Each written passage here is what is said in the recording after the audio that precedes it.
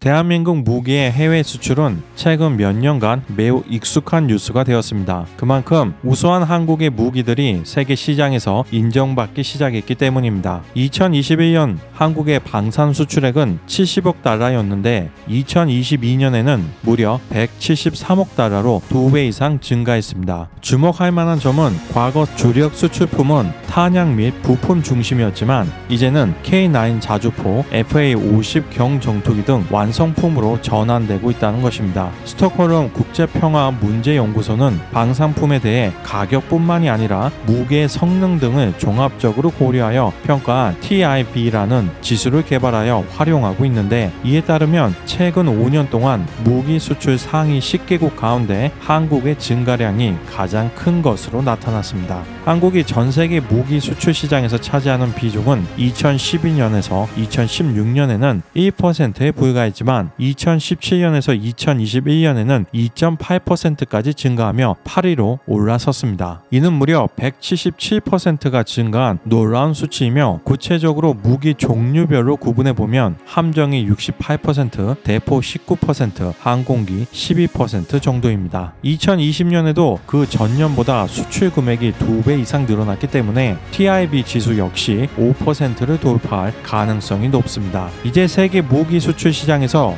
한국이 중국과 독일을 밀어내고 미국, 러시아, 프랑스와 함께 세계 4강으로 올라설 수도 있다는 것입니다. 경쟁 국가들은 대부분 전통의 성진국으로서 세계를 이끌어온 선도자인 반면, 한국은 불과 수십 년 전만 해도 나라조차 없었다는 것을 감안하면 정말 놀랍고 대단한 성과라고 할 수 있겠습니다. 전문가들이 분석한 한국 무기의 강점은 다음과 같습니다. 첫째, 고성능 무기의 빠른 제공. 한국은 북한이라는 주적이 존재하는 분단 국가이기에 국토 방위를 위해 많은 양의 무기가 필요했으며, 이로 인해 지난 수십 년 동안 꾸준히 방산 산업에 대한 투자를 게을리 하지 않았습니다. 이를 통해 질 좋은 무기를 빠른 시간 안에 생산할 수 있는 능력을 보유하고 있습니다. 둘째, 철저한 정비 서비스와 기술 이전. 아무리 판매 가격이 저렴하다고 해도 차후 수리나 부품의 가격이 비싸다면 이는 배보다 배꼽이 큰 상황이 발생하게 됩니다. 한국은 합리적인 수리 비용과 부품 판매 가격을 유지하고 있으며, 적극적인 기술 이전을 통해 고객과 장기적인 협력 관계를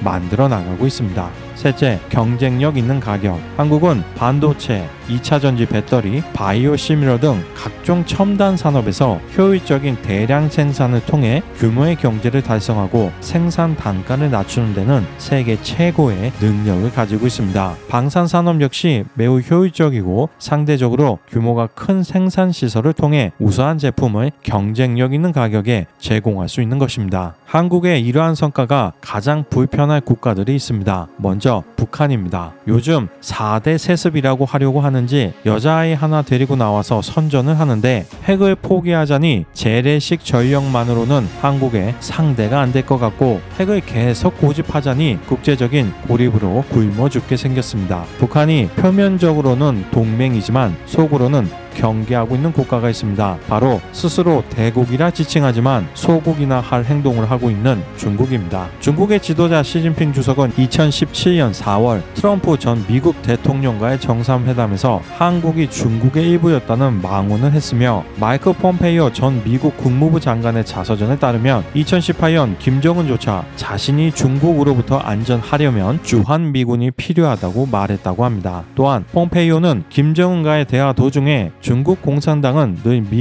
미군이 한국을 떠나면 김정은이 매우 기뻐할 것이라고 했다고 하자, 김정은은 신나서 손으로 탁자를 치면서 중국인들은 거짓말쟁이라고 외쳤다고 합니다. 스톡홀름 국제평화문제연구소의 조사에 따르면 2021년까지만 해도 중국은 세계 무기 시장의 4.6%를 차지하며 4위였는데, 이제 한국이 그 자리를 차지하게 되면 중국 입장에서는 굉장히 자존심 상하는 일이 아닐 수 없을 것입니다. 공산당은 그동안 중화 문명이 가장 위대하고 본인들은 그 대단한 한족의 후손이라고 인민들을 선동하며 공산당 일당 체제의 우수성과 필요성을 강조해왔습니다. 하지만 자신들이 속국이라고 치부하던 한국보다 좋은 무기를 만들지 못한다는 것은 그만큼 인민들에게 공산당의 지도가 최선이 아닐 수도 있다는 의심을 갖게 만듭니다. 이번 우크라이나 사태가 상기시켜준 한 가지 중요한 군사적인 교훈은 핵무기는 결코 쉽게 사용할 수 없다는 것입니다. 상호 확증 파괴는 핵무기 보유국이 핵 공격을 할 경우 상대국 역시 핵무기를 보유하고 있다면 결국 먼저 공격한 국가도 반격당하게 되어 양측 모두 회복하기 어려운 피해 혹은 멸망하게 될 수 있기 때문에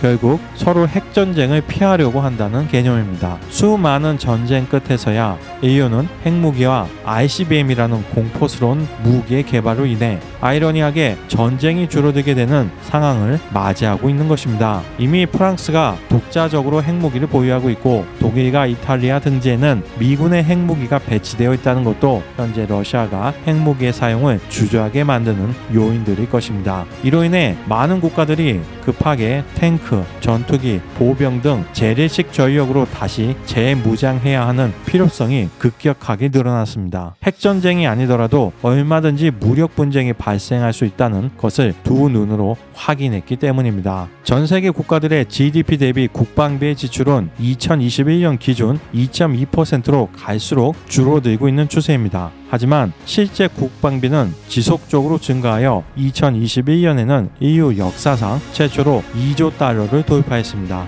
이는 전 세계 인구 1인당 약 270달러에 달하는 수준입니다. 경제가 발달하고 생활이 더욱 윤택해지며 국방비가 GDP에서 차지하는 비중은 떨어졌지만 오히려 금액적으로는 크게 증가하고 있는 것입니다. 2021년 기준 군비 지출이 가장 큰 국가는 미국, 중국, 인도, 영국, 러시아 순이었으며 이들의 군비 지출 합계액은 전 세계 군비 지출의 62%를 차지하며 미국과 중국의 군비는 전 세계 군비 지출의 52%를 차지하고 있습니다. 중국은 미국 다음으로 많은 군비를 지출하고 있으며 2021년 약 380조 원을 지출했는데 이는 2020년보다 4.7% 증가, 2012년보다는 72%가 증가된 엄청난 규모입니다. 중국의 국방비는 27년 연속 증가해 왔는데 이는 스톡홀름 평화문제연구소의 자료를 기준으로 가장 긴 기간 동안의 연속 증가입니다. 이처럼 미국을 따라잡기 위해 엄청난 군비를 지출하고 있는 중국이지만 이제는 무기 수출 분야에서마저 한국의 밀릴 상황까지 오게 된 것입니다. 대체 중국 방산 산업의 문제점은 무엇일까요? 핵심 기술의 부재. 중국은 방산 무기의 핵심인 엔진, 전자 시스템 등 주요 부품과 핵심 기술을 확보하지 못한 상태입니다. 따라서 중요 부품 수급에 문제가 생기면 정상적인 생산이 불가능합니다. 중국은 2017년 한 척의 4억 달러 규모의 S-26T 잠수함을 3척 태국에 공급하는 계약을 체결했는데 잠수함의 엔진으로 독일산 MTO 396 디젤 엔진을 장착해주겠다고 약속했지만 지키지 못해 납품이 늦어지고 있는 상황입니다. 독일 정부가 1989년 천안문 사태에 대한 중국 정부의 책임을 묻는 차원에서 군사용 물품을 수출하지 못하게 하기 때문입니다. 엔진 없는 잠수함을 팔 수 없게 된 중국은 비슷한 성능의 중국산 CHD620 엔진을 장착해주겠다며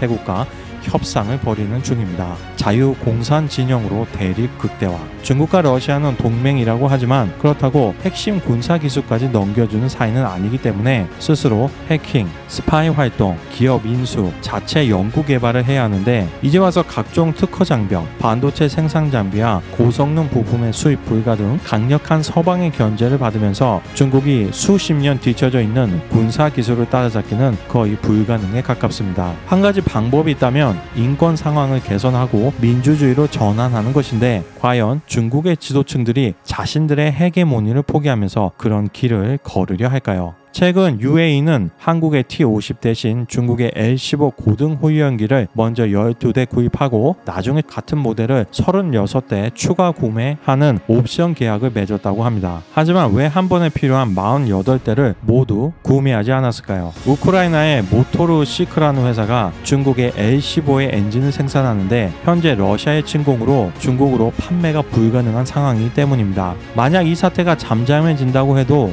과연 우크라이나가 러시아 편을 든 중국에게 다시 제트기 엔진을 판매하려고 할까요? 중국의 군사용 부품 수급은 갈수록 어려워질 것이고 앞으로는 수출은커녕 스스로의 무기 체계를 적절하게 유지 및 보수하는 것도 어려워질 것입니다. 낮은 가격 하지만 높은 유지 보수 비용. 대부분의 중국산 무기들은 가격은 저렴한 편에 속합니다. 하지만 고장이 잦고 수리 비용이 비싸고 수리 기간 역시 짧은 편이 아닙니다. 저렴하다는 이유로 구입했다가 결국 제대로 활용을 못하게 되는 경우가 많아 결과적으로 더 많은 지출이 발생하게 되는 경우가 적지 않은 것입니다. 상대국에서도 한두 번 정도 이러면 넘어갈 수 있지만 매번 이런 상황이 발생하게 되면 결국 중국산 무기의 구입을 주저할 수밖에 없게 되는 것입니다. 이러한 방식은 일단 무조건 가능한 한 많이 팔고 뒤처리에 대해서는 제대로 책임을 져주지 않는 왕서반식 장사 마인드라고 할 수 있겠습니다. 그래서 북한, 파키스탄, 아프리카, 동남아의 일부 국가들처럼 정치적인 이해관계가 있는 국가들만 중국산 무기를 구매하는 것입니다. 앞으로도 대한민국 방산산업의 지속적인 발전을 기대합니다. 댓글과 좋아요는 영상 제작에 큰 도움이 됩니다. 감사합니다.